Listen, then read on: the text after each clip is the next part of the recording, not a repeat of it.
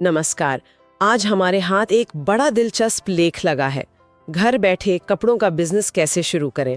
इस पर तो सोचा चलो इस पर ज़रा गहराई से बात करते हैं, क्योंकि आजकल बहुत लोग सोच रहे हैं कम बजट में अपना कुछ काम शुरू करने का। हाँ बिल्कुल। और आज हम यही देखेंगे कि इस लेख में जो बातें हैं, जो तरीके बताए गए हैं, वो कितने काम के हैं।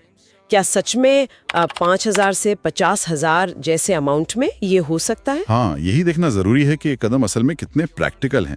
सिर्फ जानना नहीं, समझना जरूरी है कि ये कैसे काम करेगा। तो सबसे पहला सवाल जो लेख उठाता है, क्या बेचें और किसे बेचें। इसमें तो कई सारे आइडियाज दिए हैं, जैसे रेडीमेड कपड़े, कुर्तियाँ, टी शर्ट, या फिर वो साड़ियाँ, लहंगे, महिलाओं के कपड़े या बच्चों के, पुरुषों के, और कस्टम डिजाइन का भी जिक्र है। मुझे लगता है शुरू में शायद किसी एक चीज पर फोकस करना ज्यादा ठीक रहेगा, वरना शायद सब घालमेल हो जाए। हाँ बिल्कुल। किसी एक नीश को, मतलब एक खास दायरे को पकड़ना जरूरी है। और यहीं पर बाजार की रिसर्च अहम हो जाती है। लेख सही कहता है। इंस्टाग्राम देखो, मंत्रा, मीशो जैसे प्लेटफॉर्म्स देखो, आजकल चल क्या रहा है, ट्रेंड क्या है। अच्छा, ये समझने के बाद ही आप तय कर पाओगे कि आपके ग्राहक कौन होंगे। कॉलेज जाने वाले युवा, या ऑफिस जाने वाली महिलाएं, या फिर वो जो शादी ब्याह के लिए खरीदते हैं। सही ग्राहक चुन लिया तो समझो आधा काम हो गया। सही बात है। अच्छा, और वो 5,000 रुपए से शुरुआत वाली बात, ये सुनने में तो बहुत ही कमाल लगता है। लेख तो कहता है इतने कम से भी शुरू कर सकते हैं, बस शुरू में माल मतलब स्टॉक कम रखो। क्या ये वाकई में मुमकिन लगता है? देखिए, मुमकिन तो है, पर हाँ, थोड़ा मुश्किल जरूर हो सकता है। शुरू में कम स्टॉक रखने की सलाह बिल्कुल सही है। माल कहाँ से खरीदें, इसके लिए लेख ने 2 रास्ते बताए हैं। एक तो है कि आप सीधे थोक बाजारों में जाएं। सूरत, जयपुर, दिल्ली, ये सब तो मशहूर हैं ही।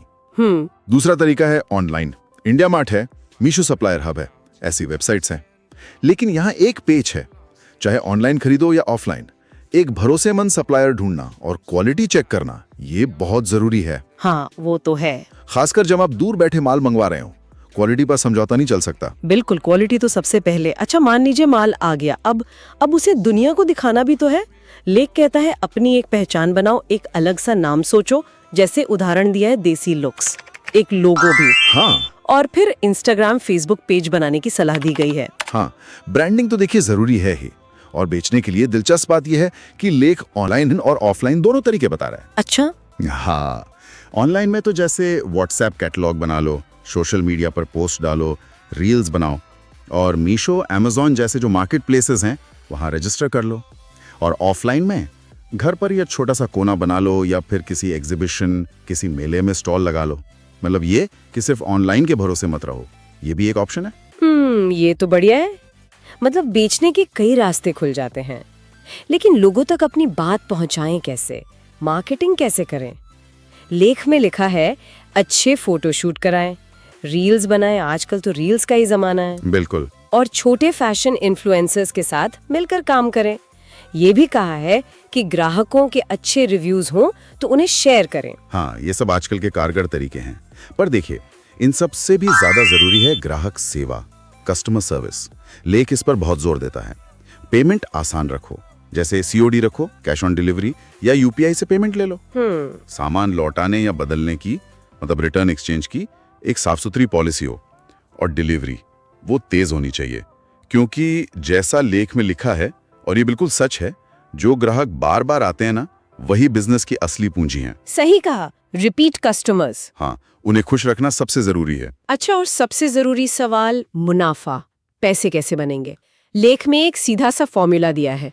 खरीदने की कीमत, उसमें पैकिंग का खर्चा जोड़ो, डिलीवरी का खर्चा जोड़ो, और फिर अपना 20 से 40% मुनाफा।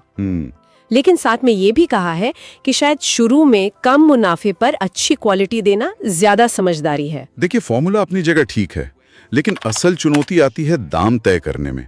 बाजार में टिकना भी तो है। सिर्फ अपनी लागत और मुनाफा जोड़ लेना काफी नहीं होता। ये भी देखना पड़ता है कि आपके जैसे दूसरे लोग वही चीज कितने में बेच रहे हैं। कंपटीशन। हाँ, ये बात तो है। कौन पर फोकस करना, ये लंबी रेस के लिए हमेशा अच्छा होता है, भले शुरू में मार्जिन थोड़ा कम रखना पड़े। सही। अच्छा, और कुछ कानूनी बातें भी हैं। लेख कहता है कि अगर बिजनेस बढ़ता है और खासकर अगर साल की बिक्री 20 लाख रुपए से ज्यादा हो जाए तो फिर जीएसटी नंबर लेना पड़ सकता है। हाँ, गुड्स एंड सर्विस टैक्स। हाँ, और एक उद्यम रजिस्ट्रेशन का भी जिक्र है। ये शायद छोटे उद्योगों के लिए होता है। जी हाँ, उद्यम रजिस्ट्रेशन छोटे बिजनेस को एक पहचान देता है और इससे कुछ सरकारी योजनाओं के फायदे भी मिल सकते हैं। ये रजिस्ट्रेशन वगैरह शायद एकदम शुरुआत में जरूरी ना हो, लेकिन जैसे जैसे काम बढ़ता है इनके बारे में सोचना ही पड़ता है। ये बिजनेस को एक, क्या कहते हैं, औपचारिक रूप देते हैं। समझ गई। तो कुल मिलाकर इस लेख से जो मोटी मोटी बातें निकल कर आ रही हैं वो यही हैं